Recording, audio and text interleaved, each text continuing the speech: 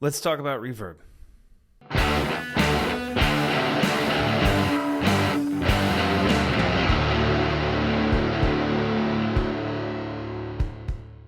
So I think most of us think about reverb as an audible effect that you have to hear to be aware of. And in many cases, in many uses, it's exactly that. But what about when we don't hear it? Let's first talk about it as an applied effect. We usually speak in terms of wet or dry. So I want to get the vocal dry so that I can add some wetness. Totally makes sense, used in that way. Producer Rick Rubin is notorious for either not liking reverb, not using reverb, or just applying it in a different way. I have some thoughts on what may be going on there. But, listen to a recording like Under the Bridge, arguably very dry. And if you've never thought of it that way, go back and listen to it and see if your perspective has changed. Everything's kind of sort of like really up front, and it works. But I don't think it's just a case of there's no reverb. It just may not be applied reverb. But again, we'll get back into that in a second. On the other side of this equation is what I would call LTL, larger than life reverb. You would hear that on, any song by the Lumineers. Let's say Hey Ho. Maybe that's the most obvious example. It's great. It sounds cool. Not in their case, but if you have let's say a mediocre vocal, it can make it sound way better. And that's something that I always didn't like about reverb. Once I started getting more serious about recording, I felt it was cheating. And I don't think it is in their case. But you have to consider, I love the Lumineers, by the way. You have to consider when you are building a production, what do you want it to sound like? But maybe also how you want to place yourself in a genre. And by maybe making use of reverb in that way, do you want to sound or have people think that you sound like the Lumineers, for example? Something to think about. Now, what inspired me to make this video was that I was watching a show called Watch the Sound. It's a Mark Ronson show on Apple TV, and in each episode he covers a different music production topic, and I was watching one on reverb. And he goes into some of the sound physics and what reverb is at its kind of more maybe scientific level, and then he furnishes some examples both from his own catalog and elsewhere. But something he said that really stuck with me, and then kind of gave me a realization about another way to look at reverb that maybe a lot of us don't, is that when we hear sounds, our whole experience with hearing sounds is completely bound to the space that the sound is in. I mean, you can't get away from it. They do actually go into one of these rooms that was designed to completely block out reverberations to the degree where not only are the ceilings, walls, and floors padded super thick, but they're standing on a net, so they're not making any vibrations with their feet. And they almost even get into, or they note that is it ever completely dry? Are there still some sort of not reflections, but sort of a concept of sound traveling across that space? And I'll actually jump back into that in a second. But it really kind of blew my mind in the sense that, we're always trying to dry up our instrumentation or vocals so that we can apply effects afterwards. And I think there's value to that. And that on the flip side, if we do dry them up and then we put them against an arrangement that does have space, that single element can often sound what I would call goofy. So in the case of vocals, you get a really dry vocal, you have an arrangement that has an implied space, and now you slap this vocal on there that may be an excellent performance, great tonality, great phrasing, but it just sounds off and wrong. And not because there's too much 4K or there's too little 250. No, something else is wrong. And I think that's because our ears are not used to hearing a disembodied sound, disembodied from the space. So something to think about when you're creating a mix. If you're having problems, I would make the argument that your reverb usage is, as people say, yes, creating space, but you're also trying to find a way to match all the elements to each other.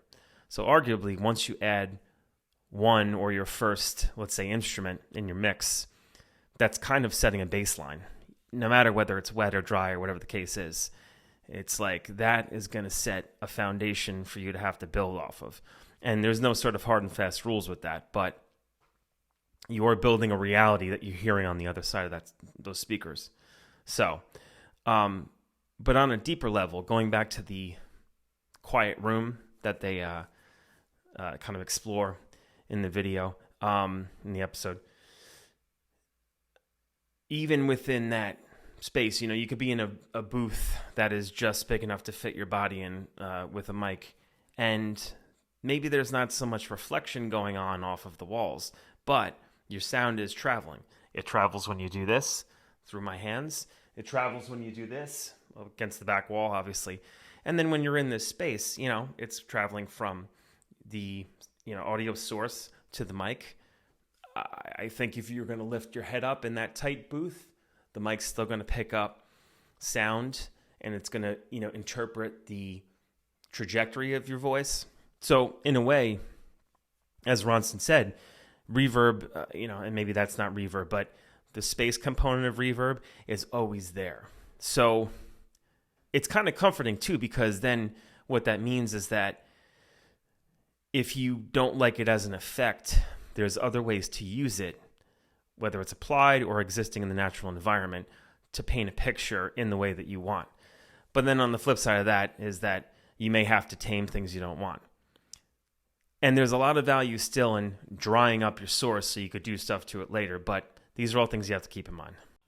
Anyway, if you're still with me, the takeaways here are about how and why you're going to use your reverb, maybe what your job is, which would be, again, to create a believable reality where your ears, which are craving spatial comprehension, can relate to the sound that they're hearing on the other side of the speakers, and it sounds believable as a whole, as well as individual elements, or paint, with a wide brush and a big canvas, a artistic landscape that has never been heard before. But I would argue that if you're doing the latter, you need to understand the former well. So making elements belong is, I think, a big part of subtle reverb usage. And, maybe you can think of it in terms of set up a good baseline, and you either use that baseline or you set that baseline up to sort of be the anchor for the crazy reverb stuff you're going to do after that. Again, there's no right and wrong, just a thought on approach. Circling back also on one quick thing so I don't leave an open-ended item that I mentioned. Rick Rubin, song like Under the Bridge. I'm sure that's been covered many times, but I said I had some thoughts on maybe what's going on there. I'm going to guess that Rick's probably had his engineers, in that scenario, spend a lot of time in the pre-production phase on getting a agreed spatial alignment of the guitar sound. Frusciante is using a lot of mid-range. He's using this amp. He has this sound. He's got a Strat. Let's kind of, distance the mic just so that when Flea is doing his thing on bass, they sound like they're in the same room. They have the same kind of punch and sort of positioning for your sound profile. And then as well as Anthony Kiedis' voice, let's make sure that his relationship to the mic is getting the right frequencies, and then we tweak that as necessary. If you listen to the isolated vocal on that, it's like couldn't be more dry. It's a good capture, but it's also like kind of unremarkable, and that's why it's remarkable than how it works in the mix. And then Chad Smith, pretty powerful drummer, so I'm sure they're also sort of basing the distance of things on how loud and powerful a lot of those transients are, so that you get a good picture of what it would otherwise be a very flat arrangement, feeling like it's all in the same space. So anyway, I think it's a lot to do with miking and mic placement and making some EQ tweaks. At any rate, if you made it through all that, I appreciate it. Please leave comments. Tell me if you think anything that I'm saying makes sense, doesn't. Let's have a dialogue about it. Thanks for watching, and I'll see you on the next video. You liked that video, didn't you? Yeah, I know you did. Anyway, like and subscribe, and I'll create a lot more content like that. Look forward to seeing you around. Take it easy.